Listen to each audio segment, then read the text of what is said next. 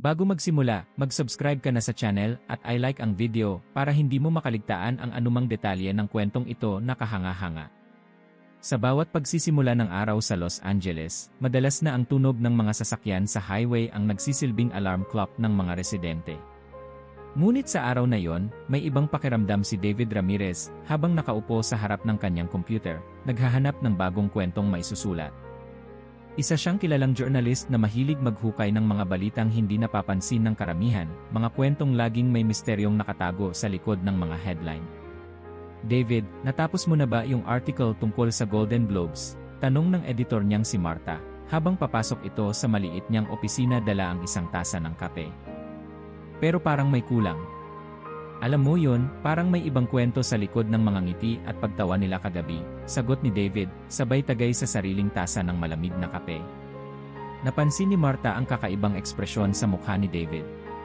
Ano na naman yang iniisip mo? May napanood akong parte ng opening act kagabi. Medyo kakaiba, parang ginawa nilang biro ang relihiyon. Nakakagulat na parang walang nakapansin. Napailing si Marta. Alam mo naman ang Hollywood. Kontrobersya ang buhay nila. Pero tapusin mo na yan at simulan mo na ang bagong assignment mo. Bago pa man makalabas si Marta, biglang tumunog ang cellphone ni David. Isang breaking news alert ang bumungad sa screen, malaking sunog, sumiklab sa Palisades. Firefighters nagsimula ng magresponde. Dali-daling nag-ayos si David ng gamit. Hindi ito ang unang beses na nagkaroon ng sunog sa lugar, ngunit may kakaibang pakiramdam siya tungkol dito. Pagdating niya sa lugar ng sunog, bumungad sa kanya ang napakalaking usok na sumasalubong sa kalangitan, halos tinatakpan ang araw. David, nandito ka rin pala, bati ni Carlos, isa sa mga kapwa niyang mamamahayan. Pero hindi lang basta sunog ang habol ko dito. May nararamdaman akong kakaiba sa nangyayaring ito, sagot niya. Habang naglalakad sila palapit sa mga evacuees, napansin ni David ang ilang residente na tila nag-aalala hindi lang sa sunog kundi sa isang bagay na hindi pa niya nauunawaan. Lumapit siya sa isang matandang babae na hawak-hawak ang maliit na bag ng mga importanteng gamit. Ate, may alam po ba kayo kung paano nagsimula ang sunog? Tanong ni David. Ang sabi nila, may nakita raw na apoy sa may gilid ng bundok bago ito lumaki. Pero kakaiba ito, Hijo. Ilang dekada na akong nakatira rito, at ngayon ko lang nakita ang ganitong klaseng sunog, sobrang bilis kumalat. Nagkatinginan si David at Carlos. Alam nilang pareho na hindi normal ang sitwasyong iyon. Sa gitna ng usok at alikabok, nakita ni David ang isang grupo ng mga firefighter na mukhang nagmamadaling makahanap ng mas mainam na paraan upang apulahin ang apoy. Pagka-uwi ni David, naghalungkat siya ng mga lumang artikulo tungkol sa mga nakaraang sunog sa lugar. Sa kanyang paghahanap, napansin niya ang isang pattern, kada 10 taon, may sunog na nagaganap sa parehong rehiyon. Ngunit ang pagkakaiba ngayon, mas malawak at mas mabilis ang pagkalat ng apoy. Hindi rin nagulat ang panahon ng kahit anong bagyo o kidlat na pwedeng pagmulan nito. Habang sinusuri ang mga datos, biglang tumawag si Marta. David, may report akong nakuha. Sabi ng mga residente, ilang araw bago ang sunog, may mga taong nakitang palakad-lakad sa kagubatan, tila may daladalang mga kagamitan. Anong ibig mong sabihin? Parang sinadya, tanong ni David, na biglang napuno ng kaba. Hindi pa natin sigurado. Pero kung totoo yan, ibang usapan na ito. Bukas, kailangan mong bumalik sa site at kausapin ang ilang mga saksi. Kailangan nating malaman kung may katotohanan ang sinasabi nila. Bumuntong hininga si David. Alam niyang nagsisimula pa lang ang kanyang paghahanap, ngunit sa bawat hakbang, parang mas lumalalim ang misteryo. Sa labas ng kanyang bintana, tanaw niya ang kalangitang unti-unting napupuno ng usok mula sa sunog. Sa kanyang isipan, alam niyang ito na ang simula ng isang kwentong magbabago sa kanyang buhay. Pagdating ng madaling araw, sumiklab ang sunog sa isa pang bahagi ng Palisades, mas malapit sa mga tirahan. Ang hangin ay malakas, at ang tuyong damo sa paligid ay parang langis na nagpadali sa pagkalat ng apoy. Sa gitna ng kaguluhan, nagsimula ng mag-evacuate ang mga residente habang patuloy na tumutunog ang mga sirena ng mga bombero. Nagising si David sa sunod-sunod na text message mula kay Carlos. David, mas lumalala ang sitwasyon. Kailangan mong pumunta rito ASAP. Mabilis niyang kinuha ang kanyang kamera at notebook. Nagmadali siyang lumabas ng bahay at sumakay sa kanyang kotse. Habang bumabaybay siya sa daan, nakita niya ang makapal na usok na bumabalot sa kalangitan. Lumipas ang ilang minuto, narating niya ang evacuation center, kung saan nagtipon-tipon ang maraming residente, kabilang na ang ilang mga lokal na opisyal. Pagkababa niya ng kotse, agad niyang tinawagan si Carlos. "Nasa evacuation center na ako." "Saan ka banda?" tanong ni David habang tinitingnan ang paligid. "Nandito ako malapit sa command post ng mga bombero." Mukhang nahihirapan sila dahil sa kakulangan ng tubig, sagot ni Carlos. Naglakad si David papunta sa command post, kung saan nakita niya ang grupo ng mga bombero na tila nagde-debate kung paano haharapin ang mabilis na pagkalat ng apoy. "Chief, bakit parang walang laman ang mga hydrant dito?" tanong ng isang bombero sa kanilang pinuno. "Out of order daw ang karamihan." "Hindi ko alam kung bakit, pero malaking problema ito sa amin," sagot ng chief na halatang balisa. Lumapit si David sa grupo at nagpakilala bilang mamamahayag. "Chief, may balita bang kung saan nagsimula ang apoy?" "Hindi pa namin sigurado, pero may mga ulat na nagsasabi na nagmula raw ito sa isang bakanteng lot malapit sa residential area. May posibilidad na sinadyang sunugin, pero wala pa kaming konkretong ebidensya," sagot ng chief. Habang nag-uusap sila, biglang dumating ang isang lalaki, halatang residente sa lugar. Hinal na hinal ito at mukhang natataranta. "May nakita akong grupo kagabi sa gubat. Parang may dala silang mga torch. Baka sila ang dahilan ng sunog," sigaw ng lalaki. Nagkatinginan si David at ang mga bombero. Agad na nagpasya ang chief na ipadala ang ilan sa kanyang mga tauhan upang imbestigahan ang lugar na tinukoy ng lalaki. Samantala, nagsimula namang kausapin ni David ang ilang evacuees. Isang babae na may dalang sanggol ang nagsalita. "Hirap na hirap kami sa paglikas. Ang bilis kumalat ng apoy at wala kaming natanggap na babala mula sa mga otoridad. Buti na lang at may sasakyan kami. Mukhang hindi handa ang mga hydrant dito," dagdag pa ng isa pang evacuee. "Noong nakaraang taon, sabi ng mga otoridad ay inayos na nila ang sistema ng tubig, pero ngayon, wala kaming makitang nagagamit na hydrant." Nagsimulang mabuo sa isipan ni David na hindi simpleng aksidente lamang ang nagaganap. May mga pagkukulang at kapabayaan na tila nagpapalala sa sitwasyon. Pagkalipas ng ilang oras, bumalik si Carlos na may dalang balita. "David, may nakausap akong source mula sa isang private fire insurance company. Alam mo bang maraming residente rito ang biglaang nadeni sa kanilang fire insurance ilang buwan bago magsimula ang sunog?" Tumaas ang kilay ni David sa narinig. "Ibig mong sabihin, parang pinaghandaan na nila ito?" "Hindi ko sinasabing ganun, pero kakaiba lang, hindi ba? Bakit bigla-bigla silang tinanggalan ng insurance?" sagot ni Carlos habang nag-aalangan. Napaisip si David. Ang bawat piraso ng impormasyon ay parang bumubuo sa isang mas malaking larawan, ngunit kulang pa ito para makagawa siya ng konklusyon. Kailangan nating malaman kung sino ang mga kumpanyang yan. Baka may mas malalim na dahilan kung bakit tinanggal ang insurance ng mga tao rito. May kakilala akong dating nagtatrabaho sa isa sa mga insurance companies. Subukan kong kontakin, mungkahi ni Carlos. Magandang ideya yan. Samantala, ako naman ay babalik sa lugar ng sunog at susubukang kausapin ang mga otoridad na naroon. Habang naglalakad si David papunta sa lugar kung saan pinakamalapit ang sunog, narinig niya ang pag-ihip ng malakas na hangin. Napatingala siya sa langit at nakita ang makapal na usok na nagkukulay abot pula sa paligid. Parang nagbibigay ito ng babala na mas lumalala pa ang sitwasyon. Bumalik sa isipan niya ang sinabi ni Carlos tungkol sa insurance. Hindi niya maalis sa isip na may posibilidad na may mga taong nagbabalak na makinabang mula sa trahedyang ito.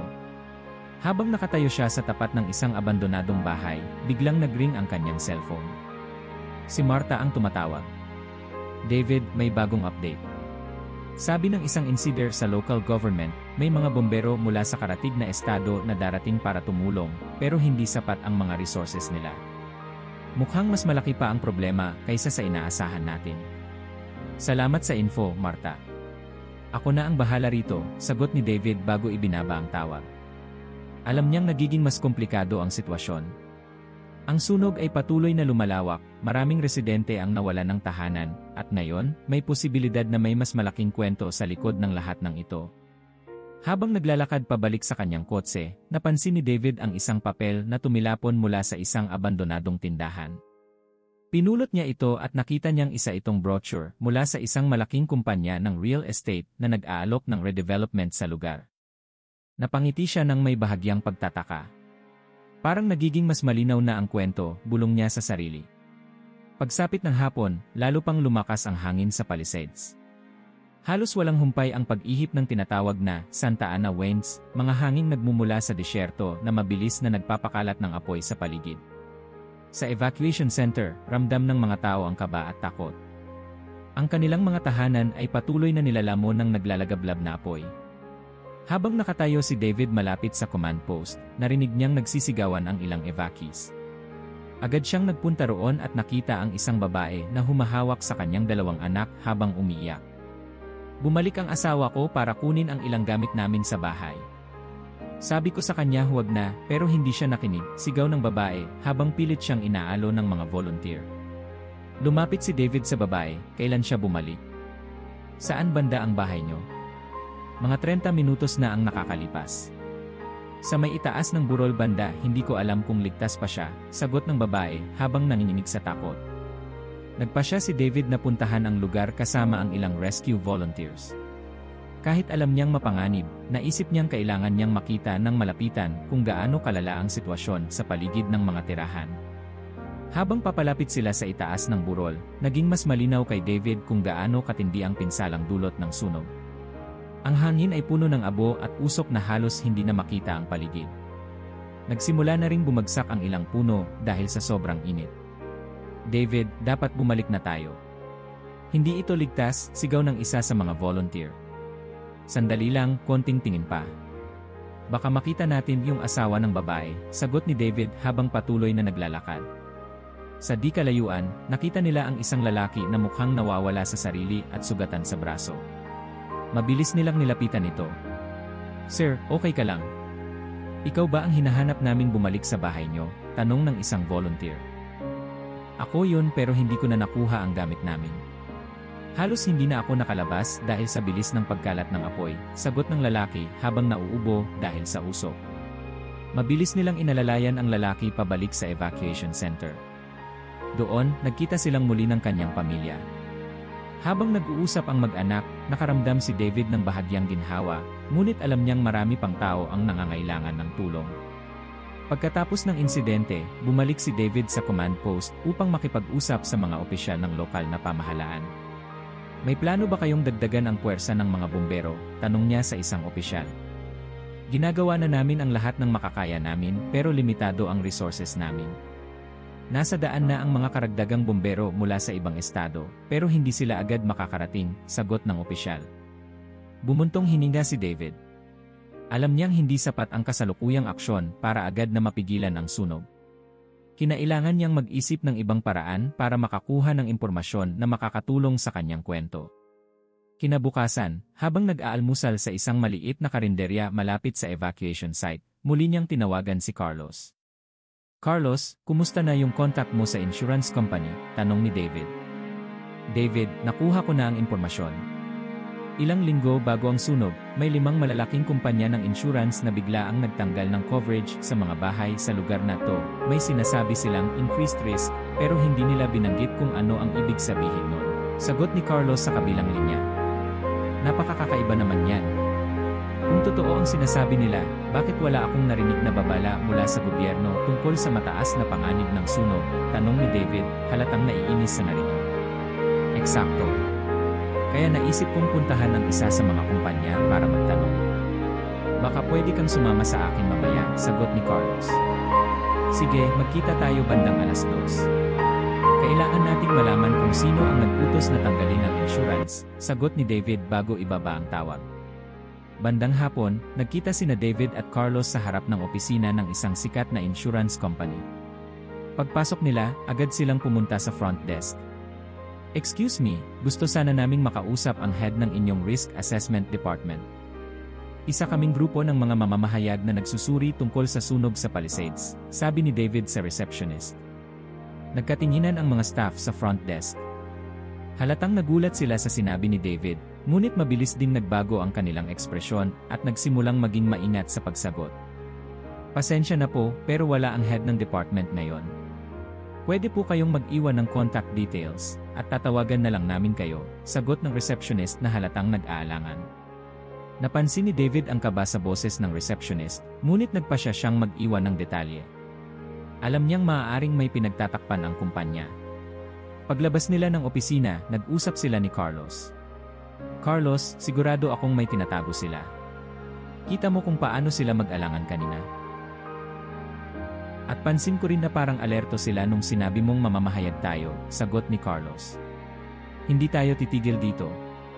Kailangan nating makahanap ng iba pang sources na magpapatunay sa mga hinala natin, sabi ni David habang nakatitig sa kalangitan, na unti-unti nang dumidilim dahil sa usok. Sa parehong oras, nagsimula namang kumalat sa social media ang ilang video ng mga residente na nagsasabing may mga nakitang kahina-hinalang tao sa paligid bago nagsimula ang sunog. Ang ilan sa kanila ay nagsabing may mga lalaking may dalang mga torch at tila nagsasagawa ng sabay-sabay na pagsusunog sa ilang bahagi ng bundok. Nagdesisyon si David na tawagan si Martha upang magbigay ng update. Martha, mukhang may mas malaking kwento sa likod ng sunog na to, may mga ebidensya na nagsasabing maaaring sinadya ang sunog. Bukod pa roon, may mga kumpanya ng insurance na biglang nagtanggal ng coverage bago pa man mangyari ang lahat ng ito, paliwanag ni David.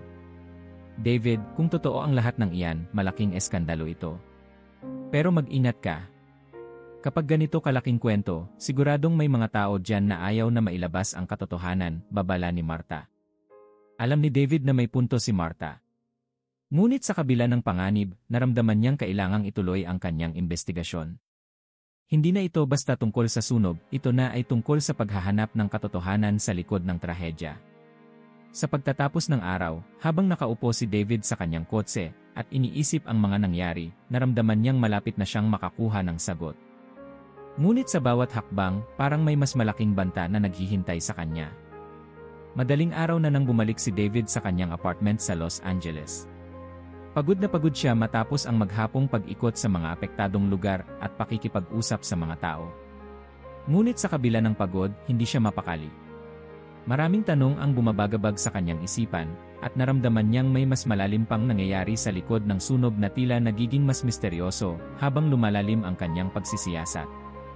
Habang tinititigan ang kanyang laptop, nagdesisyon siyang balikan ang mga lumang balita tungkol sa mga nagdaang sunog sa California. Napansin niya ang isang kakaibang pattern. Tuwing may ganitong kalaking sunog, palaging may kasunod na kontrobersya, mga usaping politikal, pagbagsak ng ekonomiya, o malalaking proyekto sa real estate. Yenan mukhang hindi ito basta aksidente, bulong ni David sa sarili, habang tinitipa ang mga datos sa kanyang laptop. Kinabukasan, habang iniinom niya ang kanyang kape, dumating si Carlos na may dalang isang makapal na sobre. David, nakuha ko na yung mga dokumentong sinasabi ko. Galing to sa source ko sa isang insurance company, sabi ni Carlos habang iniabot ang sobre kay David. Binuksan ni David ang sobre at inilabas ang mga papel na naglalaman ng mga detalye ng mga kanseladong insurance coverage. Napansin niyang karamihan sa mga kanseladong insurance ay mula sa mga bahay na malapit sa mga lugar na may mataas na halaga ng lupa.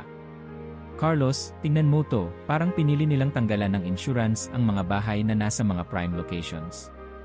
Mukhang may nagbabalak na bilhin o i-develop ang mga lugar na ito pagkatapos ng sunog, sabi ni David habang tinuturo ang ilang specific na address sa papel. Pwedeng may kinalaman dito ang mga kumpanya ng real estate, sagot ni Carlos. Alam naman natin na kapag na-clear na ang lugar dahil sa sunog, magiging mas madali para sa kanila na bilhin ang lupa sa murang halaga. Sa parehong araw, nagpasya si David at Carlos na puntahan ang isa sa mga lugar na matagal nang binabalak i-develop ng isang malaking kumpanya ng real estate. Pagdating nila sa lugar, napansin nilang marami ng parte ng lupa ang wala nang nakatayong bahay. Ang iba naman ay abandonado na matapos ang sunog. Habang naglalakad sila sa paligid, nilapitan sila ng isang matandang lalaki na may dalang baston. Mukhang isa itong residente na naapektuhan ng sunog. Kayo ba ang mga reporter na nagtatanong-tanong tungkol sa sunog? Tanong ng matanda habang nakatingin ng diretsyo kay David. Opo, kami nga po. May alam po ba kayo tungkol sa nangyari dito? Sagot ni David. Maraming taon na akong nakatira rito. Noon pa man, gusto na ng ilang kumpanya na bilhin ang lupa namin pero hindi kami pumayag. Bigla na lang, may sunog na sumiklab at ngayon, wala na kaming magawa kundi umalis, paliwanag ng matanda na halatang may hinanakit sa boses. Habang nag-uusap sila, biglang tumunog ang telepono ni David. Si Marta ang tumatawag. David, may bago akong impormasyon. May mga report na nagsasabing may mga taong naaresto dahil sa pagtatangkang magsimula ng bagong sunog sa ibang bahagi ng Palisades. Mukhang sinasadya nga ang mga nangyayari dyan, sabi ni Marta sa kabilang linya. Salamat, Marta. Mukhang mas lumalawak pa ang kwento. Magpapadala ako ng update mamaya, sagot ni David bago ibaba ang tawag. Carlos, mukhang tama ang hinala natin. Hindi ito simpleng aksidente.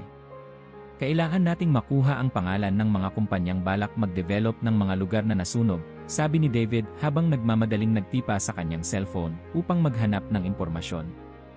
Sa paglipas ng araw, mas lalong lumilinaw kay David na ang sunog ay maaaring bahagi ng isang mas malaking plano. Pero alam din niyang hindi magiging madali ang kanyang investigasyon. Sa dami ng taong posibleng sangkot, tiyak na may mga magtatangkang pigilan siya. Habang naglalakad pa uwi mula sa lugar ng mga nasunog na bahay, hindi mapigilan ni David ang mag-isip. Ang lahat ng impormasyon na natanggap niya ay parang mga piraso ng isang malaking puzzle na dahan-dahang nabubuo. Pero may isa pang mahalagang bahagi na nawawala, ang koneksyon ng mga taong sinasabing nagtangkang magsimula ng sunog. Carlos, kailangan nating makausap yung mga naaresto. Pwedeng may alam sila tungkol sa mga kumpanyang pinaghihinalaan natin, sabi ni David habang sumasakay sila sa kotse. May kakilala akong pulis na pwedeng tumulong para makausap natin sila, sagot ni Carlos habang binubuksan ang kanyang telepono para mag-text. Bigyan mo lang ako ng ilang oras, ayusin ko ito. Kinagabihan, habang hinihintay ni David ang sagot ni Carlos, nagpasya siyang balikan ang mga video na kumalat sa social media tungkol sa sunog. Isa sa mga video ang umagaw ng kanyang atensyon, isang clip na kuha mula sa isang cellphone, nagpapakita ng ilang kalalakihan na mukhang nagtatago sa gilid ng kagubatan bago sumiklab ang apoy. Pinindot niya ang pause at tinitigan ang mukha ng isa sa mga lalaki sa video. Mukha itong pamilyar. Hindi ba ito yung lalaking nakita natin kanina sa evacuation center? Tanong ni David sa sarili habang minamarkahan ang oras ng video. Agad niyang tinawagan si Carlos. Carlos, may nakita akong video. Kailangan mong tingnan to, mukhang isa sa mga nasa video ay nakita rin natin kanina. Sige, papunta na ako dyan, sagot ni Carlos. Magdala ka ng kape. Mukhang magiging mahaba pa ang gabi natin. Pagdating ni Carlos, pinanood nilang dalawa ang video ng mas maigi. Napansin nilang tila nagmamadali ang mga lalaki sa video at may dala-dala silang mga kahon. Pansin mo to, David, sabi ni Carlos habang itinuro ang isang bahagi ng video. May logo sa kahon. Parang sa isang kumpanya ng construction. Pwede bang isa ito sa mga kumpanyang gusto nating imbestigahan? Tanong ni David. Malaki ang posibilidad. Pero para makasigurado, kailangan nating malaman kung anong kumpanya ang may ganitong logo. Pwede tayong magtanong bukas sa mga local suppliers ng construction materials, sagot ni Carlos. Kinabukasan, sinimulan nila ang paghahanap sa paligid ng Palisades. Nagpunta sila sa ilang tindahan ng construction supplies at ipinakita ang logo sa video. Matapos ang ilang oras ng pagtatanong, nakahanap sila ng tindahan na nakakilala sa logo. Iyan yung ginagamit ng isang kumpanya ng contractors na madalas mag-deliver ng mga materyales dito. Pero nitong huling buwan, parang nag-iba ang focus nila. Wala na silang masyadong orders, pero ang daming tao nila na nakikita pa rin dito sa paligid, sabi ng isang empleyado ng tindahan. May address ka ba ng kumpanya nila? Tanong ni David. Nasa may downtown ang opisina nila. Heto ang detalye, sagot ng empleyado habang iniabot ang isang business card. Pagdating sa downtown, tinanaw ni David ang gusali ng kumpanya mula sa loob ng kanyang kotse. Mukha itong ordinaryong kumpanya ng construction, pero alam niyang may iba itong ginagawa. Carlos, tingin mo, kaya nating pumasok dyan nang hindi napapansin? Tanong ni David habang nakatingin sa entrance ng gusali. Mukhang may security. Pero baka pwede nating subukan mamayang gabi. Gamitin natin ang back entrance, sagot ni Carlos. Okay. Pero kailangan nating mag-ingat. Kung totoo ang mga hinala natin, baka delikado ito, sagot ni David habang iniisip kung paano sila makakakuha ng impormasyon nang hindi nahuhuli. Bandang gabi, bumalik sila sa gusali. Naghintay sila ng tamang oras, hanggang sa bumaba ang bilang ng mga tao sa paligid. Naglakad sila papunta sa likurang bahagi ng gusali, kung saan may nakita silang maliit na pinto na mukhang ginagamit bilang service entrance. "Handa ka na?" tanong ni Carlos habang binubuksan ang flashlight. "Bilisan natin bago may makakita sa atin," sagot ni David habang nagbabantay sa paligid. Pagpasok nila sa loob, tumambad sa kanila ang isang malaking bodega na puno ng mga kahon na may parehong logo na nakita nila sa video. Binuksan nila ang isa sa mga kahon at nakita nilang naglalaman ito ng mga torch, fuel canisters, at iba pang mga gamit na posibleng ginamit sa pagsisimula ng sunog.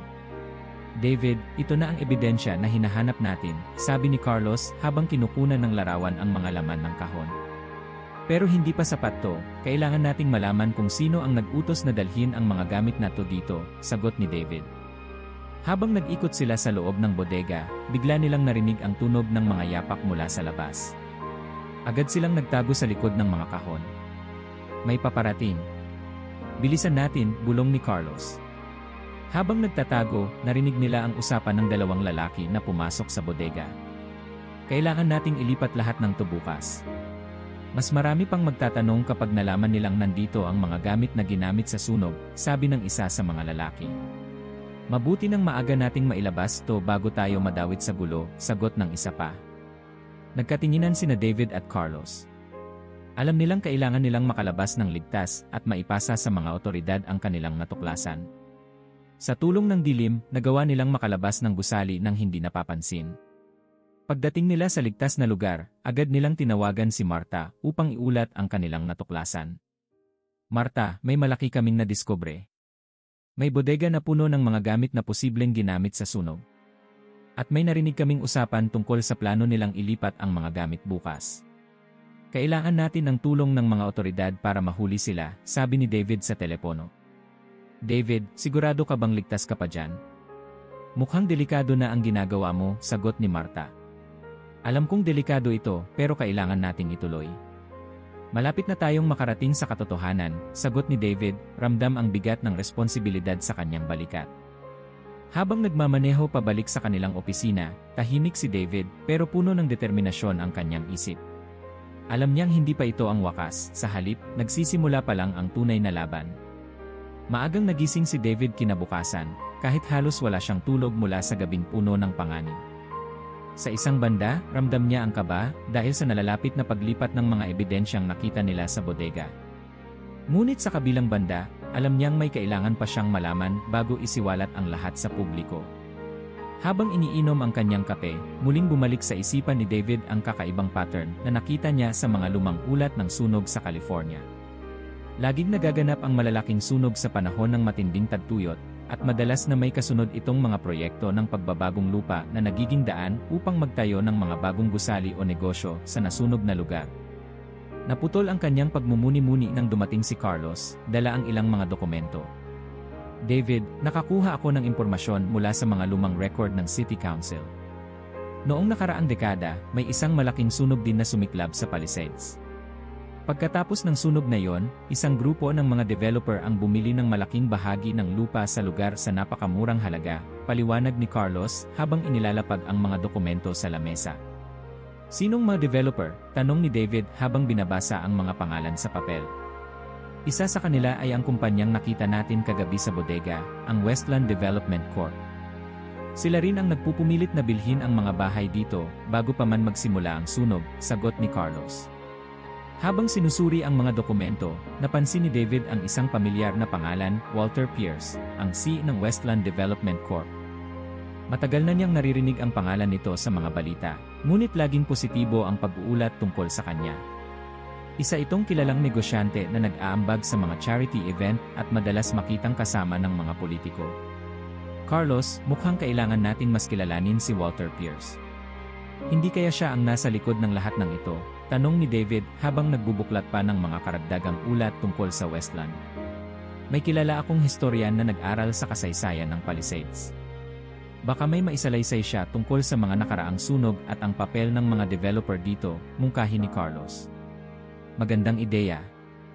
Puntahan natin siya," sagot ni David, sabay kuha ng kanyang gamit. Pagdating nila sa bahay ng historian na si Professor Elena Santos, agad silang sinalubong nito.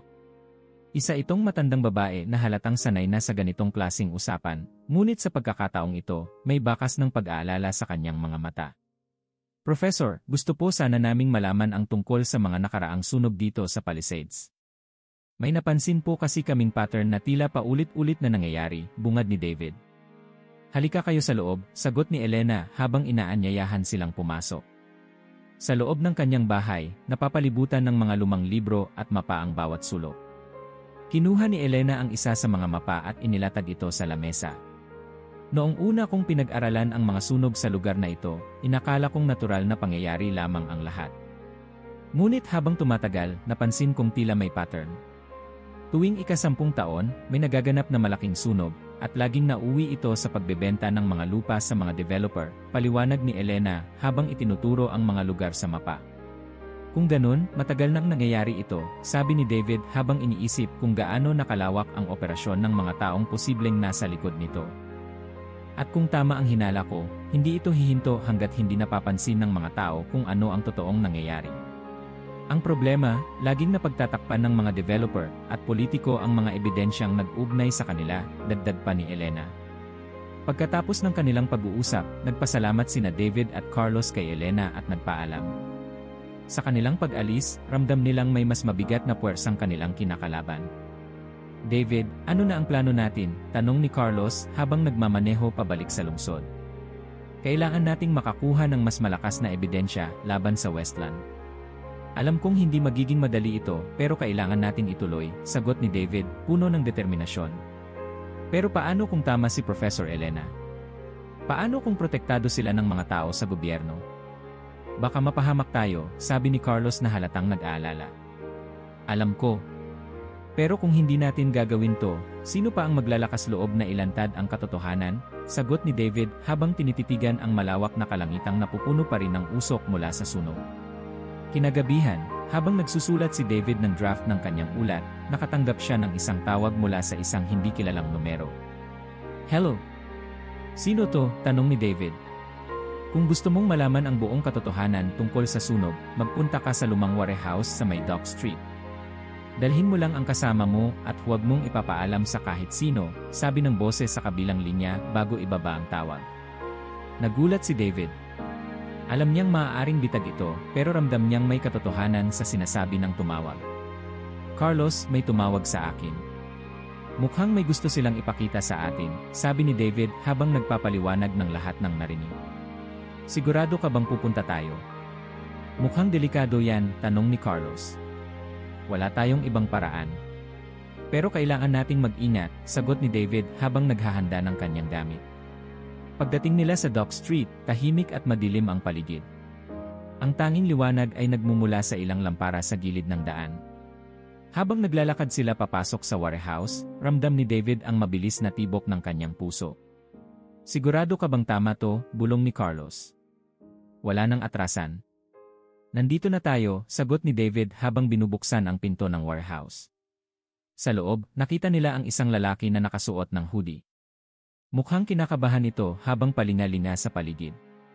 Kayo ba si David? Tanong ng lalaki. Sino ka? At anong gusto mong ipakita sa amin? Sagot ni David. Tahimik na iniabot ng lalaki ang isang Efficient Drive kay David. Nandito ang lahat ng impormasyon tungkol sa mga taong nasa likod ng sunog. Pero mag-ingat kayo. Delikado ang mga taong ito. Bakit mo ito ibinibigay sa amin? Tanong ni Carlos. Isa akong dating empleyado ng Westland. Alam kong mali ang ginagawa nila, pero hindi ko kayang labanan sila ng mag-isa. Kayo lang ang may kakayahang isiwalat ang katotohanan, sagot ng lalaki bago mabilis na umalis. Habang pauwi, hindi mapigilan ni David ang mag-isip kung anong mga impormasyon ang nasa loob ng Efficient Drive. Alam niyang ito na ang simula ng mas malaking laban, isang laban na maaaring magdala sa kanila sa panganib o sa tagumpay. Pagkatapos ng hindi inaasahang pagpupulong sa Dock Street, halos walang imik sina David at Carlos habang nagmamaneho pabalik sa kanilang opisina. Parehong pagod at puno ng tensyon, pero ramdam nilang hawak na nila ang susi sa pagsisiwalat ng katotohanan. Pagdating sa opisina, agad nilang sinuri ang laman ng Efficient Drive. Sa screen ng laptop, lumitaw ang maraming folder na may mga pamagat tulad ng key contracts, insurance cancellations, at land development plans. Nagsimula silang magbukas ng mga file, at unti-unting nabuo ang larawan ng malawakang plano sa likod ng sunog. Carlos, tingnan mo to, sabi ni David habang itinuturo ang isang dokumento.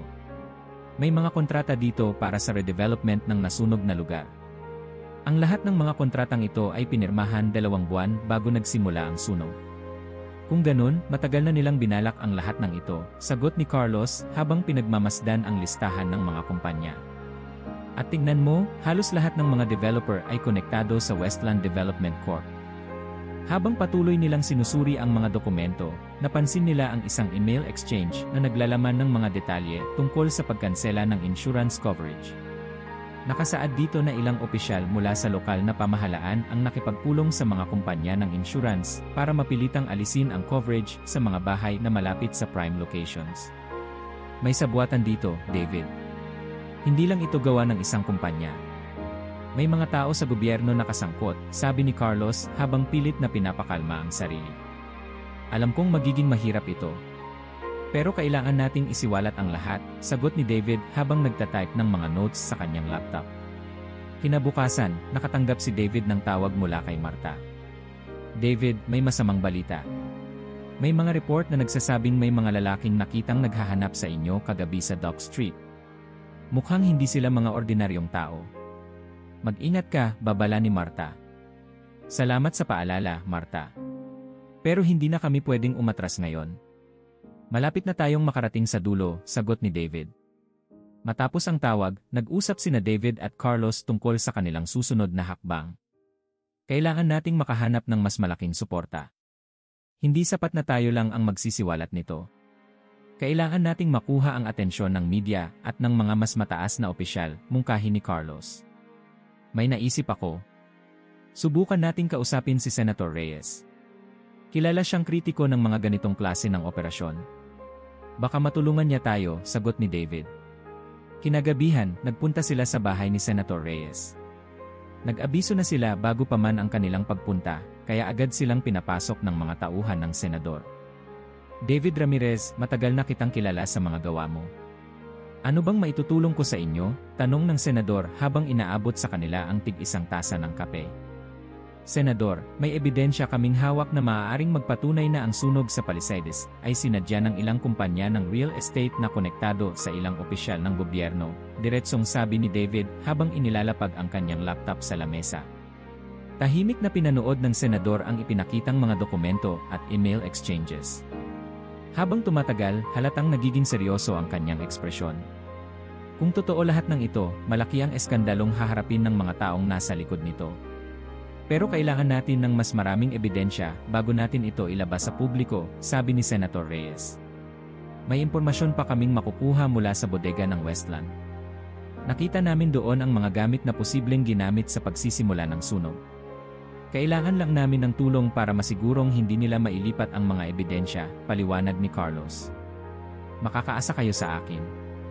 Magpapadala ako ng mga tauhan para magbantay sa lugar. Pero David, mag-ingat kayo. Kapag nalaman nilang malapit na kayong makuha ang buong katotohanan, siguradong gagawa sila ng paraan para pigilan kayo, babala ng senador. Pagkatapos ng kanilang pagpupulong, bumalik sina David at Carlos sa kanilang opisina. Alam nilang mas tumitindi ang panganib, pero alam din nilang nasa tamang direksyon sila. David, parang hindi ko pa rin matanggal sa isip ko yung mga taong nakitang naghahanap sa atin. Sa tingin mo, sinusubaybayan na tayo? Tanong ni Carlos habang tinitingnan ang bintana. Possible. Pero wala tayong ibang magagawa kundi magpatuloy. Kung umatras tayo ngayon, wala nang mangyayari, sagot ni David habang muling inaayos ang mga dokumento sa kanyang laptop. Kinabukasan, nagkaroon ng malaking pagkilos ang mga tauhan ni Senator Reyes. Sa tulong ng ilang opisyal na kakampi ng senador, nasamsam ang lahat ng mga ebidensya mula sa bodega ng Westland. Agad itong inilagay sa kustodya ng gobyerno para masigurong walang makakagalaw o makakapagtago ng mga ito. Samantala, nagsimula na rin kumalat ang balita tungkol sa posibilidad na sinadya ang sunog sa Palisades. Ang ilang mga media outlet ay nag-ulat na tungkol sa sabwatan sa pagitan ng mga kumpanya ng real estate at ng ilang opisyal sa lokal na pamahalaan. Carlos, tingnan mo to, nagsisimula ng maglabasan ang mga balita. Hindi na nila kayang itago ito, sabi ni David habang ipinapakita kay Carlos ang isang news report sa telebisyon. Pero alam mo bang mas magiging delikado tayo ngayon? Kapag napilitan silang gumawa ng paraan para patahimikin tayo, baka hindi lang buhay natin ang madamay, sabi ni Carlos, halatang nag-aalala. Alam ko. Pero sa ganitong mga sitwasyon, kailangan nating maging matapang. Nasa atin ang katotohanan, at kailangan nating ipaglaban ito, sagot ni David habang iniisip ang mga susunod nilang hakbang. Habang papalapit sa katotohanan, ramdam ni David na nasa gitna sila ng isang digmaan, hindi lang laban sa apoy na sumunog sa kanilang paligid, kundi laban din sa mga taong nagtatago sa likod ng mga anino ng kapangyarihan. Maagang maaga, bago pa sumikat ang araw, tumunog ang telepono ni David. Si Marta ang nasa kabilang linya, halata sa boses nito ang pag-aalala. David, may bagong balita. May nag-leak na impormasyon tungkol sa inyo ni Carlos. Kilala na nila kung sino ang mga nasa likod ng investigasyon, sabi ni Marta ng dire-diretso. Anong klaseng impormasyon ang kumalat? Tanong ni David habang bumabangon mula sa kanyang kama. May mga nagsasabing pinupuntirya nila kayo. Kailangan niyong mag-ingat. Ang huling ulat ko, may mga taong nakitang nakaabang malapit sa opisina ninyo kagabi. Salamat sa paalala, Marta. Alam ko nang may nagmamatsyag sa amin, pero hindi na kami pwedeng umatras ngayon, sagot ni David. Pagkababa ng tawag, agad niyang tinawagan si Carlos. Carlos, mukhang nalaman na nila ang ginagawa natin. Mag-ingat ka sa bawat galaw mo. Sige, David. Magkita tayo sa coffee shop malapit sa park. Doon na lang tayo mag-usap, sagot ni Carlos. Habang naglalakad papunta sa coffee shop, ramdam ni David ang malamig na simoy ng hangin, ngunit may kasamang matinding tensyon. Alam niyang simula nang pumasok siya sa investigasyong ito, naging target na siya ng mga makapangyarihang tao. Pagdating niya sa coffee shop, naroon na si Carlos, bitbit ang ilang dokumento. David, tingnan mo ito. Nakahanap pa ako ng karagdagang ebidensya tungkol sa mga kontratang pinirmahan ng Westland. At tingnan mo itong bahaging ito ng kontrata, may mga pirma ng ilang kilalang politiko na konektado sa lokal na pamahalaan, sabi ni Carlos habang inilalapag ang mga dokumento sa mesa. Tiyak na hindi nila itutuloy ang mga plano nila kung wala silang proteksyon mula sa gobyerno. Mukhang mas malaki ang sabuatan kaysa sa inaasahan natin, sagot ni David habang nagbabasa ng mga dokumento. Bigla silang napatingin sa labas ng bintana ng coffee shop. Napansin nila ang isang itim na sasakyan na nakapark sa hindi kalayuan. Mula sa loob ng sasakyan, may dalawang lalaking nakatingin sa kanila. Carlos, oras na para umalis tayo dito. Mukhang sinusubaybayan na talaga tayo, sabi ni David habang mabilis na tinatago ang mga dokumento sa kanyang bag. Habang naglalakad sila palayo sa coffee shop, nagpasya silang maghiwalay ng daan upang hindi sila madaling masundan. David, mag-ingat ka. Tawagan mo agad ako kapag may nangyari, sabi ni Carlos bago kumaliwa sa isang makitid na eskinita. Ganon din sa'yo, sagot ni David habang nagmamadaling naglakad patungo sa kabilang direksyon. Sa kabila ng panganib, hindi nila kayang isuko ang laban. Alam nilang nasa kanila ang ebidensyang makakapagpatunay sa totoong dahilan ng sunog at sa mga taong nasa likod nito. Pagdating ni David sa kanyang apartment, agad niyang isinaksak ang eFace drive sa kanyang laptop upang muling suriin ang mga datos. Habang binabasa niya ang mga dokumento, may napansin siyang isang mahalagang detalye, isang lihim na pagpupulong na naganap 2 linggo bago sumiklab ang sunog. Ayon sa isang email, dumalo sa pagpupulong ang ilang mga C ng mga kumpanya ng real estate, pati na rin ang 2 opisyal ng lokal na pamahalaan. Nabanggit sa email ang isang term na Operation Ember, isang tila codename para sa kanilang plano. Operation Ember. Mukhang ito ang pangalan ng buong operasyon nila, bulong ni David sa sarili, habang kinokopya ang impormasyon. Kinabukasan, nagpasya si David na muling makipagkita kay Senator Reyes upang ipakita ang bagong ebidensyang nakuha niya. Senador, may nakuha kaming impormasyon tungkol sa isang lihim na pagpupulong. Mukhang ito ang nagpapatunay na sinadya nila ang sunog para maisakatuparan ang plano nilang redevelopment, sabi ni David habang ipinapakita ang mga dokumento. Habang binabasa ni Senator Reyes ang mga ebidensya, halatang nag-isip ito ng malalim. David, malaki ang impormasyong hawak mo. Pero alam mong hindi magiging madali ang laban na ito. Kailangan nating tiyakin na makakarating ito sa tamang mga tao bago pa man nila tayo patahimikin, sagot ng senador. Kaya nga po kami nandito. Kailangan namin ng suporta ninyo para masigurong mailalabas ang katotohanan, sagot ni Carlos na kararating lang sa opisina. Sa mga sumunod na araw, nagsimulang ipalaganap nina David, Carlos, at ni Senator Reyes ang impormasyon sa mga mapagkakatiwalaang media outlet. Unti-unting lumabas sa publiko ang detalye ng sabuatan sa likod ng sunog na nagdulot ng malawakang reaksyon mula sa mga tao.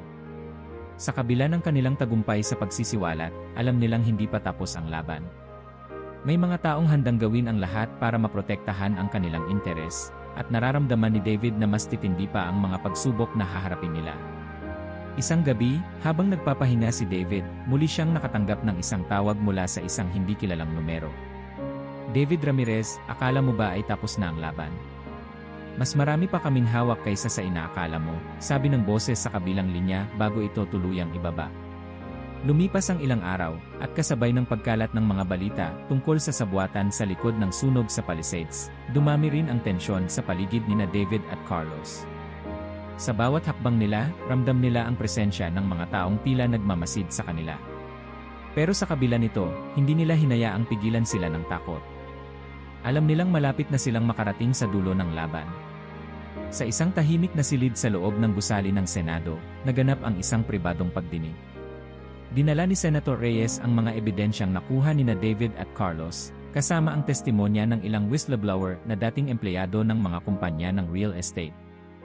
Ang lahat ng ito ay malinaw na nagpapakita ng malawakang sabuatan sa pagitan ng mga negosyante at ilang opisyal ng lokal na pamahalaan, paliwanag ni Senator Reyes habang ipinapakita ang mga dokumento sa mga kapwa-senador.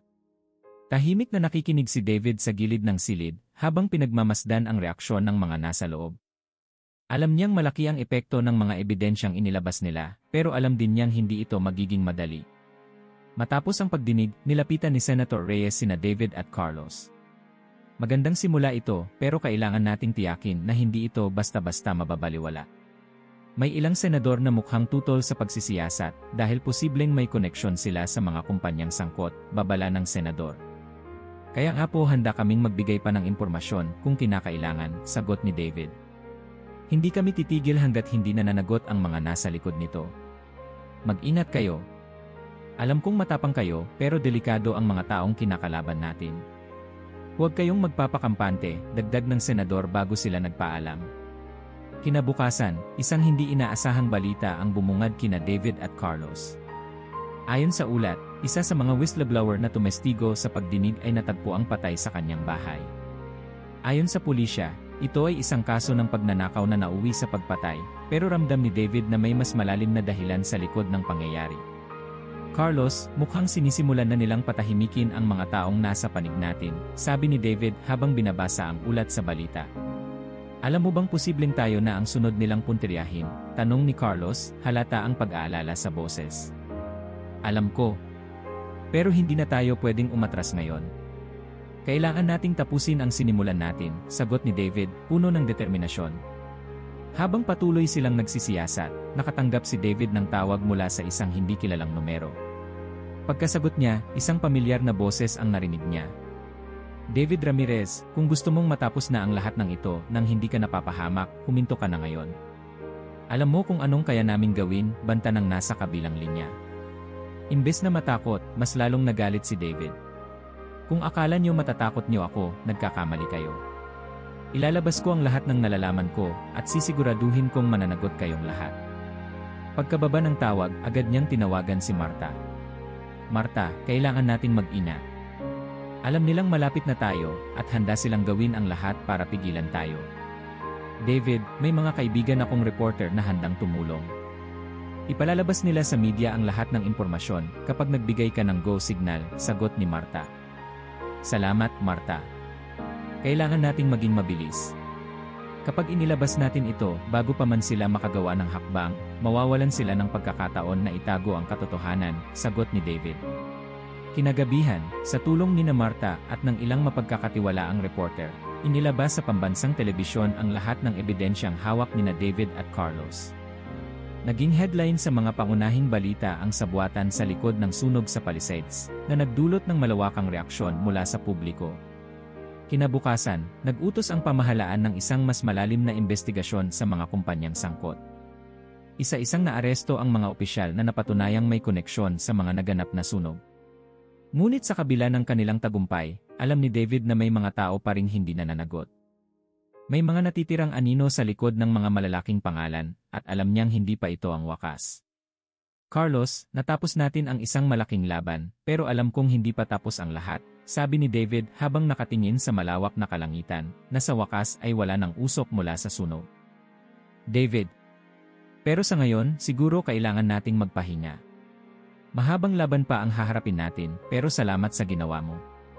Kung hindi dahil sa iyo, baka hindi ito nangyari, sagot ni Carlos. Ngumiti si David, ramdam ang bahagyang ginhawa sa kabila ng bigat ng laban na kanilang pinagdaanan. Sa kanyang puso, alam niyang ginawa niya ang tama, at iyon ang pinakamahalaga. Isang linggo matapos pumutok ang balita tungkol sa sabwatan sa likod ng sunog sa Palisades, nagbalik na sa normal ang buhay ng karamihan. Ngunit para kina David at Carlos, ang laban ay iniwan silang may halong pagod, ginhawa, at pag-aalala sa kung ano pa ang maaaring mangyari. Habang naglalakad si David sa mga kalsadang minsang natakpan ng abo at usok, pansin niyang unti-unti nang bumabalik ang sigla ng lugar. May mga taong nagsisimula ng ayusin ang kanilang mga tahanan, habang ang iba ay nagtitinda ng mga gamit sa gilid ng kalsada. David, sigaw ng isang pamilyar na boses. Paglingon niya, nakita niya si Carlos na naglalakad papalapit bit-bit ang 2 tasa ng kape. Alam kong hindi ka na nakakatulog ng maayos. Heto, kape para sa'yo, sabi ni Carlos habang inaabot ang isang tasa. Salamat. Mukhang mas kalmado na ang paligid ngayon, sagot ni David habang tinitingnan ang mga tao sa paligid. Kalmado. Pero alam mong marami pa tayong kailangang ayusin. Hindi lahat ng tao sa likod ng sabwatan ay nahuli. May mga malalaking pangalan na hanggang ngayon ay malaya pa rin, sabi ni Carlos habang umupo sa isang bakanteng bangko sa tabi ng kalsada. Alam ko. Pero ginawa natin ang lahat ng makakaya natin. Ang mahalaga na iparating natin ang katotohanan.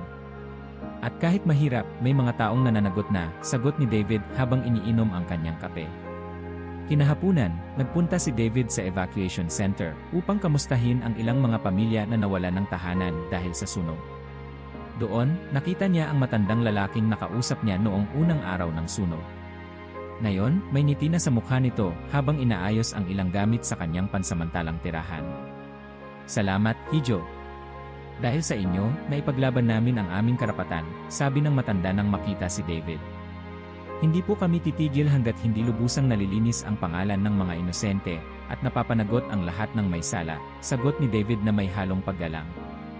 Habang naglalakad palayo sa evacuation center, napaisip si David. Alam niyang marami pang dapat gawin, ngunit sa kabila ng lahat, ramdam niya ang bahagyang ginhawa sa pagkakaalam na nagsimula na ang pagbabago. Kinagabihan, sa kanilang maliit na opisina, nagtipon-tipon sina David, Carlos, Marta, at Senator Reyes upang talakayin ang susunod na mga hakbang. Bagamat nagkaroon na ng malaking progreso, napagdesisyonan nilang patuloy na bantayan ang kaso at siguraduhin hindi na mauulit ang parehong insidente. David, malaki ang utang na loob namin sa inyo. Kung hindi dahil sa tapang niyo ni Carlos, baka natabunan na lang ang katotohanan, sabi ni Senator Reyes habang iniabot ang kamay kay David. Wala pong anuman, Senador. Ginawa lang namin kung ano ang tama, sagot ni David habang tinanggap ang pakikipagkamay ng Senador. Pag-uwi ni David sa kanyang apartment, naupo siya sa kanyang mesa at binuksan ang laptop. Sinimulan niyang isulat ang kwento ng lahat ng nangyari, mula sa unang araw ng sunog hanggang sa kanilang tagumpay sa pagsisiwalat ng sabwatan. Sa bawat salitang kanyang itinatala, naramdaman niya ang bigat ng responsibilidad na dala ng pagiging isang mamamahayag. Matapos ang ilang oras, natapos niya ang unang draft ng kanyang artikulo. Pinatay niya ang laptop at tumingin sa bintana. Sa labas, tanaw niya ang kalmadong kalangitan. Wala ng usok, wala ng apoy. Isang bagong araw ang naghihintay. Kinabukasan, inilathala ang artikulo ni David sa isang kilalang pahayagan. Naging simbolo ito ng tagumpay laban sa katiwalian at kasamaan. Maraming tao ang nagpasalamat sa kanya, ngunit alam ni David na hindi siya nag-iisa sa laban na yon, kasama niya ang lahat ng taong nagtulungan upang ilantad ang katotohanan. Sa kabila ng lahat, isang bagay ang natutunan ni David mula sa karanasang ito, ang katotohanan ay laging mananaig, kahit gaano pa kadilim ang mundo. Kung nakaabot ka hanggang dulo ng video na ito, mag-comment ka ng salitang katotohanan para malaman namin na isa ka sa mga matiyagang nanood hanggang sa huli. Salamat sa iyong suporta.